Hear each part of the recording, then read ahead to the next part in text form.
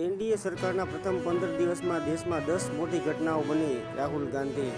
દિલ્હી હાઈકોર્ટે કેજરીવાલને જામીન મુદ્દે આજે ચુકાદો આપશે.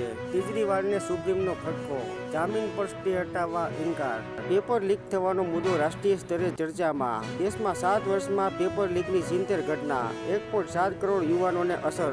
રાહુલ ગાંધીના રણનીતિકાર ગુજરાત કોંગ્રેસને પુનર્જીવિત કરશે. બનાસકાંઠાની પેટર્ન પર ગુજરાત કોંગ્રેસ ચૂંટણી લડશે. રાજકોટમાં આજે બળજબરીથી બંધ કરાવનાર સામે કડક કાર્યવાહી. સીપી. બંધના એલાનને પગલે રાજકોટ પોલીસ એલર્ટ. ગોંડલના મોવિયા રોડ પર રમતા રમતા કારખાનામાં રેતીના ઢગલામાં દટાઈ જતા બાળકનું મોત. સંતાનોને ખાનગી શાળામાં બેસાડીને નેતાઓ, અફસરો સરકારી સ્કૂલોનો પ્રવેશોત્સવ ઉજવશે. ઝારખંડમાં પાણીની બોટલમાંથી મૃત ગરોળી નીકળતા હોબાળો. દક્ષિણ રશિયાના દાગેસ્તાનમાં આતંકીઓએ 15 પોલીસ અને અનેક નાગરિકોની હત્યા કરી. ત્રાસવાદ હવે રશિયાને પણ ધમરોળે છે. રજિસ્ટ્રેશન વગર હજ પર જવાના કારણે ઇજિપ્તના સૌથી વધારે યાત્રીઓના મોત. સાઉદીમાં ઇજિપ્તના 600થી વધુ હજયાત્રીઓ મોતને ભેટ્યા. દક્ષિણ કોરિયામાં બેટરીની ફેક્ટરીમાં આગથી 20ના મોત. 40%થી વધુ નાગરિકોને ત્વરિત મદદની જરૂર.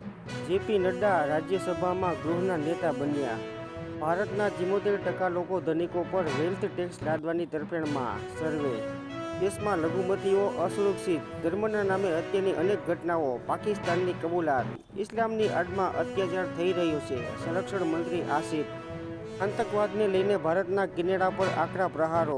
ભારતે કનિષ્ક કાંડ યાદ અપાવ્યો. બંગાળની મંજૂરી વિના બાંગ્લાદેશ સાથે તીસ્તા સમજૂતી સ્વીકાર્ય નથી.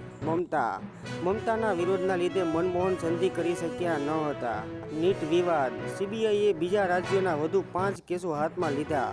સંસદના સત્રમાં પેપર લીક કૌભાંડ ગાજશે.